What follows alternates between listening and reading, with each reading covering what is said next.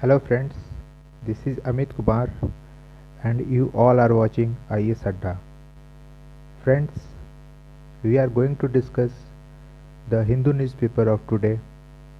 Before starting, please like this video and subscribe this channel so that जो भी future की जो भी नोटिफिकेशन हो अगली वीडियोस की वो आपको इजीली मिल सके.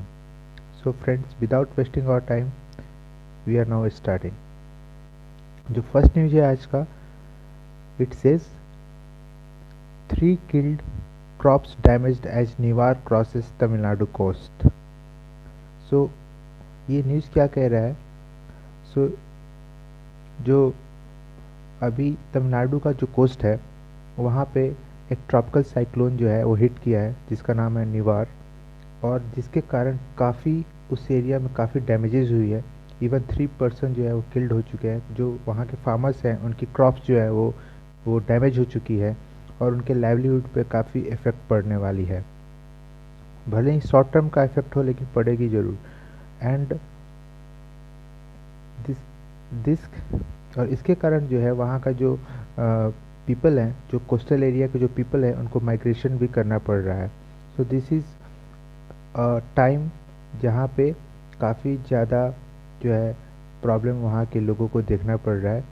और इसके कारण जो आंध्र प्रदेश वहाँ भी जो है काफ़ी बारिश हुई है. This is the second news. PM pitches for one nation one election. So yesterday जो प्राइम मिनिस्टर मोदी हैं उन्होंने all India presiding officer conference में उन्होंने एड्रेस कर रहे थे. उसमें उन्होंने कहा कि there is a need for one nation one election. So ये क्यों एक्चुअली? क्योंकि क्या हो रहा है इंडिया में हर एक साल हर एक ईयर जो क्या हो रहा है फ्रीक्वेंट इलेक्शंस हो रहे हैं. जैसे अभी बिहार में इलेक्शन हुआ, फिर 2019 में लास्ट ईयर जो होता है जो लोकसभा का इलेक्शन हुआ था. सो इसके कारण जो एक्चुअल जो डेवलपमेंट है, जो एक्चुअल जो हमारे जो जिस पॉलिसीज़ हैं, एक्चुअल जो हमारे जो एरिया ऑफ डेवलपमेंट है वो हैम्पर हो जा रही है. क्योंकि इसके कारण क्या हो रहा है, जो रेगुलर इलेक्शंस हो रहा है उसमें जो पार्टीज जो हैं वो इन्वॉल्व हो जाती है अपने प्रचार प्रसार में, और जिसके कारण जो एक्चुअल जो एजेंडा है जो इंडिया का वो कहीं ना कहीं पीछे रह जा रहा है. सो इसी के लिए इसलिए ही उन्होंने कहा कि there is a need for one nation one election. So क्या आप लोग भी इस बात से सहमत है या फिर आपका क्या ओपिनियन है? प्लीज़ कमेंट कीजिए. So here it is already written that is frequent polls hampers the development. So this is the main cause जिसके लिए उन्होंने ये कहा कि वन नेशन वन इलेक्शन की प्रावधान होनी चाहिए. और ये हो भी सकता है फ्यूचर में, शायद ऐसा हम लोग को मिले कि केवल एक इलेक्शन में ही सारे स्टेट्स एंड सेंटर का भी इलेक्शन कंबाइंड ही हो रहा है. So this is the third news and it says कि first wave of vaccination to cover 30 crore Indians. So yesterday जो प्रिंसिपल साइंटिफिक एडवाइज़र हैं के विजय राघवन, उन्होंने कहा कि जैसा कि वर्ल्ड में अभी क्या हो रहा है कि फेज़ 3 में ऑलमोस्ट बहुत सारे डेवलप्ड कंट्रीज़ की जो वैक्सीन है वो फेज़ 3 में चल रही है उनकी ट्रायल.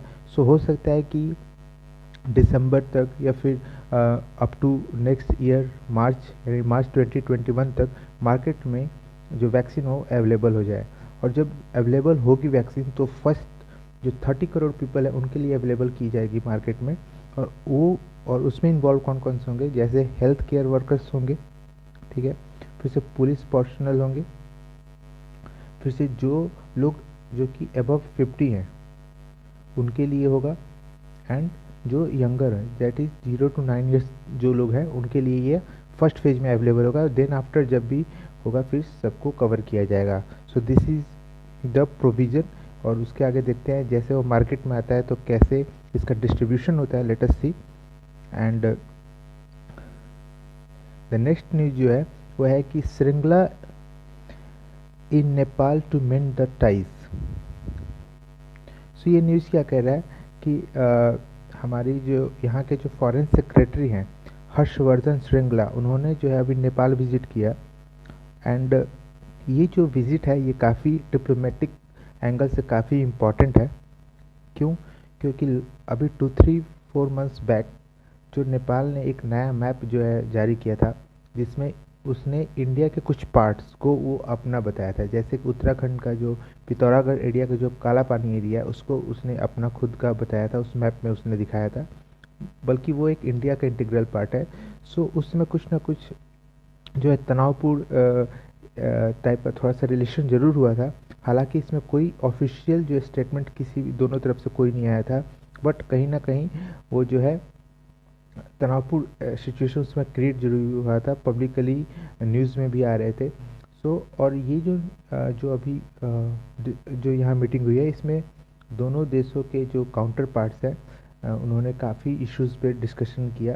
जैसे कि यहाँ आप देख सकते हो कि ट्रेड पे बात हुई है, ट्रांजिट कनेक्टिविटी पे बात हुई है, इंफ्रास्ट्रक्चर पे बात हुई है, एनर्जी पे बात हुई है, एग्रीकल्चर पे बात हुई है, इन्वेस्टमेंट पे, कल्चर पे। सो काफ़ी डाइवर्स एरिया में बात हुई है। एंड देयर इज़ अनदर जो कि पंचेश्वर मल्टीपर्पज़ प्रोजेक्ट को लेकर भी काफ़ी प्लान्स बने हैं। सो ये मल्टीपर्पज़ प्रोजेक्ट जो है ये लाइक डैम्स, ये जो होगा ये कमिंग ईयर्स में इंडिया और नेपाल के बीच में ये बनेगा, बिल्ड होगा, सो दैट क्योंकि जो बहुत सारे नेपाल से जो रिवर्स आते हैं उसका फ्लड हमारे एरिया में आके फ्लड का रूप ले लेते हैं यहाँ पे, और हर साल जो होता है काफ़ी क्रॉप्स की डैमेजिंग हो जाती है, काफ़ी नुकसान होता है। सो डिफरेंस या डाइवर्स आप कह सकते हो फील्ड में हम लोग का कॉरपोरेशन की बात हुई है, और हमारा जो नेपाल से रिलेशन है वो काफ़ी पुराना है।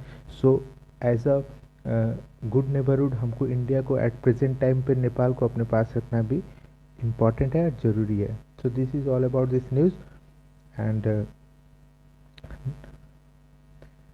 सो आप लोग को ऐसा कैसा वीडियो लग रहा है प्लीज़ कमेंट करके बताइएगा। And if there is a need of some improvement please आप लोग अपना कमेंट सेक्शन में आप अपना विचार रख सकते हैं या कुछ आइडिया दे सकते हैं। एंड द नेक्स्ट न्यूज़ जो है it says $20 billion potential in renewable sector prime minister. So yesterday last day क्या हुआ कि लास्ट डे जो हमारे प्राइम मिनिस्टर हैं श्री नरेंद्र मोदी, इन्होंने global renewable energy investment meeting and expo, यहाँ पे उन्होंने एड्रेसिंग वो कर रहे थे from the new Delhi, virtual addressing हो रही थी। सो उसमें उन्होंने ये कहा कि जो इंडिया है, ऑफ कोर्स 2016 से आप देखें जो वर्ल्ड सोलर अलायंस जब से हमने फॉर्म किया है और जिसका हेडक्वार्टर भी इंडिया में है, गुड़गांव में है। सो तब से इंडिया ने एक काफ़ी स्ट्रांग होल्ड कर रखा है रिन्यूएबल एनर्जी में और काफ़ी कमिटेड फॉर्म में रिन्यूएबल एनर्जी की डेवलपमेंट पे काम कर रहा है, जैसे सोलर एनर्जी पे। सो यहाँ पे मोदी जी ने एड्रेस किया है और उसमें उन्होंने ये बताया कि जो इंडिया का जो मार्केट है, there is a market of worth 20 billion year का मार्केट है, यहाँ पे बिजनेस अपॉर्चुनिटीज़ हैं। सो समझ सकते हैं ये बहुत बड़ी मार्केट है इंडिया, एक्चुअली ये इंडिया बहुत बड़ी मार्केट है। सो जो जो वर्ल्ड है इंडिया की तरफ देखता है ऑल द टाइम अपने इन्वेस्टमेंट को लेकर। सो उन्होंने एक एश्योरेंस दिया है इस माध्यम से कि प्लीज़ यहाँ पे जो है आप जो फॉरेन जो डायरेक्ट इन्वेस्टमेंट होता है एफडीआई होता है उसका प्रोसीड्योर आप इजीली यहाँ कर सकते हैं, यहाँ पे बहुत बड़ी मार्केट और है भी। और इसके कारण ये भी है कि जो इंडिया का जो अभी हम लोग की जो कह सकते हैं कि जितनी भी एनर्जी प्रोडक्शन होती है, जो थर्मल पावर प्लांट्स होती है, जो धीरे धीरे नीड है, ज़रूरत है कि उसकी जो उस पर डिपेंडेंसी जो है हम लोग की ख़त्म हो, सो दैट क्योंकि वर्ल्ड में जो है आपको सस्टेनेबल डेवलपमेंट की ओर जाने के लिए कोई ना कोई ऑप्शन ढूंढना पड़ रहा है और रिन्यूएबल एनर्जी जो है उसमें से एक बेस्ट ऑप्शन है फ्यूचर के लिए। सो इसको एड्रेस करते हुए प्राइम मिनिस्टर मोदी जी ने ये बात बोली है। सो द नेक्स्ट जो न्यूज़ है इसमें है कि the FC Kohli set India on a path that brought it glory. So what does it says, ये न्यूज़ जो है इसमें जो ये पर्सन है जिनका नाम है फकीर चंद कोहली, इनका कल इनका डेथ हो गया। He was 91 year old. And इनका कंट्रीब्यूशन इंडिया में क्या रहा है जो आज वर्ल्ड में इंडिया का रिकॉग्निशन है एज अ आईटी हब आप कहते हो, या हम लोग जो है आईटी इंडस्ट्री हमारा जो है one of the biggest pillar है हमारी इकॉनमी का आप कह सकते हैं। तो उसका कंट्रीब्यूशन कहीं ना कहीं इसी मैन के इनिशिएशन से हुआ था जब इन्होंने 1969 में इन्होंने टाटा कंसल्टेंसी सर्विस के रूप में इन्होंने टाटा का ग्रुप जो है उसको स्टार्ट किया था और वहाँ को इन्होंने उसको संभाला था। और इसी स्टेप से जो फ्यूचर में इंडिया जो है एक आईटी इंडस्ट्री का बहुत बड़ा हब बना, और वर्ल्ड जो है आज इंडिया को एक आईटी इंडस्ट्री का एक गुड रिसोर्स मानता है। यहाँ से काफ़ी ह्यूमन रिसोर्सेज प्रोड्यूस करता है इंडिया आईटी सेक्टर में, और ये अपने इकॉनमी का एक बड़ा जो है शेयर आईटी इंडस्ट्री जो है कवर करता है। सो यहाँ से ही ये स्टार्ट हुआ। सो इसमें लिखा है कि क्या he deserve the title of the father of the Indian industry. Of course he deserved, and इस पे ही ये कहा गया है। So this is all about this news. And जो नेक्स्ट न्यूज़ है, दिस इज़ एन एडिटोरियल। इसमें जो क्या है, इसमें कहा है कि a clear reading of the Ayurveda surgery move. So ये न्यूज़ क्या है, देखिए अभी हाल ही में 20 नवंबर को 20 नवंबर को जो central council of Indian medicine है, आप यहाँ पे देख सकते हो कि ये जो central council of Indian medicine है, यही जो रेगुलेट करता है मिनिस्ट्री ऑफ आयुष को, जिसमें आयुर्वेदा है, योगा है, यूनानी है, सीधा है, और आपका हेमोपैथी है, उसको यही रेगुलेट करता है। और तो गवर्नमेंट ऑफ इंडिया के थ्रू इसने अनाउंस कर दिया है कि जो अभी से जो पीजी आयुर्वेदा के जो पीजी ग्रेजुएट स्टूडेंट्स हैं, उनको आयुर्वेदा सर्जरी में उनको इन्वॉल्व किया जाएगा, या फिर उनके पास एक ऑप्शन होगा, सर्जरी उनको पढ़ाई करनी होगी और एक उसका कोर्स आएगा। सो क्या इसका क्या सिग्निफिकेंस है इंडियन मेडिकल में, आप देखिए। जो हमारा जो मेडिसिन है, एक्चुअली जो इंडिया का जो ओरिजिनल मेडिसिन है वो आयुर्वेदा ही है, क्योंकि ये काफ़ी पुराना है। जब एलोपैथी का नामो निशान नहीं था, तब से ये आयुर्वेदा था इंडिया में, और ये काफ़ी एडवांस लेवल पे था। हाँ, क्योंकि जो आप देखो सुश्रुत संहिता जो है, ये एक बुक है जिसमें बात की है राइनोप्लास्टी की। राइनोप्लास्टी एक्चुअली क्या होता था, एक सर्जरी होती थी जिसमें नोज़ की सर्जरी होती थी बाय यूजिंग द चिक टिश्यूज। जो आपके गालों के जो टिश्यू होते थे उसका यूज करके नोज़ की सर्जरी होती थी। तो सोचिए ये सदियों पुराना, ये कितनी पुरानी समय में इंडिया का आयुर्वेदा कितना एडवांस लेवल पे था। बट आज के डेट में जो है एलोपैथी ने डोमिनेंस कर लिया है, और आयुर्वेदा जो है सेटबैक पे पीछे पहुंच चुका है। सो क्या ज़रूरत है, is there is a need to revamp the Ayurveda as a one of the field of the medicine. तो हाँ, ज़रूरी है, और हमने इसका इम्पोर्टेंस पहले से ही जाना है, और हमारे एफर्ट भी पहले से रहे हैं। जो हमारी जो 1947 जब इंडिपेंडेंस की बात हुई थी, तभी हमने जो मेडिसिन का जो ब्रांच था उसको ऑलरेडी हमने एलोपैथिक को भी रखा था, क्योंकि it was brought by the Britishers था, और उस समय भी वो काफ़ी रेगुलर मोड पे चल रहा था। बट हमने आयुर्वेदा को नहीं छोड़ा था, और उसको भी एक एज अ ब्रांच ऑफ हमारे स्टडी में हमने उसको इंक्लूड किया था। बट जैसे जैसे धीरे धीरे टाइम बीता, तो आयुर्वेदा पे जो है लोगों का रिसर्च कम हो गया, और उसको वो पिछड़ा हो गया एलोपैथी की अगर से तुलना किया जाए तो उसको पीछा हो गया। बट अगर आज का सिनेरियो देखें, तो जो भी आयुर्वेदा में जो हमारे ग्रेजुएट्स होते हैं, जो भी ग्रेजुएशन के लिए जाते हैं, डिग्री के लिए जाते हैं, तो क्या वो अपने चॉइस से जाते हैं? ऐसा नहीं है, क्योंकि उनके पास कोई ऑप्शन नहीं होता है। सो जो है वो जाते हैं। अब उसमें उनको ये होता है कि चलो एक डॉक्टर की डिग्री भी मिल जाएगी, ठीक है, उनको एक डॉक्टर की डिग्री मिल जाएगी, एक सोशल स्टेटस भी चलो सही हो जाएगा, एटलीस्ट सब कहेंगे कि वो जो है डॉक्टर हैं, ठीक है। इवन जो है मैरिज मार्केट में भी उनकी वैल्यू कुछ ना कुछ बढ़ जाएगी। सो इस कारण जो है वो आयुर्वेदा को ऑप्ट करते हैं। अगर उनको अंदर से वो अपनी चॉइस से जो आयुर्वेदा को जो है ऑप्ट नहीं करते हैं। और एक और भी चीज़ है इसमें कि जो बहुत सारे इंडियन हॉस्पिटल्स हैं जिसमें जो आयुर्वेदा के जो ग्रेजुएट्स हैं जो किए हुए हैं, वो काफ़ी असिस्ट करते हैं इन सर्जरी में। वो असिस्टेंट के रूप में रहते हैं विद द एलोपैथिक डॉक्टर्स। वे लोग ऑपरेशन थिएटर में काम करते रहते हैं। सो अगर वे लोग ऑलरेडी काम करते रहते हैं, सो ठीक है, सो अगर वे लोग आयुर्वेदिक इतना कंट्रीब्यूशन दे रहे हैं, तो अगर उनको एक पीजी लेवल में अगर उनको एक सर्जरी का ऑप्शन दिया जाए, तो एक तो उससे क्या होगा फ़ायदा कि जो भी ग्रेजुएट होंगे वो पीजी के लिए पढ़ेंगे, यानी फर्दर स्टडी के लिए जाएंगे और सर्जरी को सीखेंगे। अगर उनको अच्छी ट्रेनिंग दी जाए तो वे लोग एक अच्छा गुड रिसोर्स बन के निकलेंगे और इंडिया के हेल्थ सेक्टर को बूस्टअप करेंगे।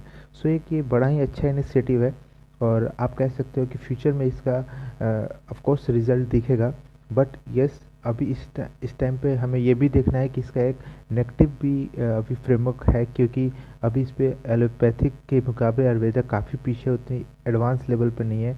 जो कॉम्प्लेक्सिटी जो आयुर्वेदिक में आयुर्वेदी अभी हैंडल नहीं कर पाएगी, अगर हेल्थ सेक्टर की बात करें तो धीरे धीरे इस बात को रियलाइज़ करना पड़ेगा और इनको काफ़ी इसको आप कह सकते हैं कि काफ़ी इसको इसकी जो ट्रेनिंग होनी चाहिए, जो काफ़ी जो है काफ़ी अच्छे से होनी चाहिए, सो दैट कि जो फ्यूचर में, क्योंकि पीपल्स के लाइफ की सवाल की बात होती है, सो इसको आप लाइटली नहीं ले सकते हैं और इसको आप जो है बड़ा सीरियसली इम्प्लीमेंट करना पड़ेगा।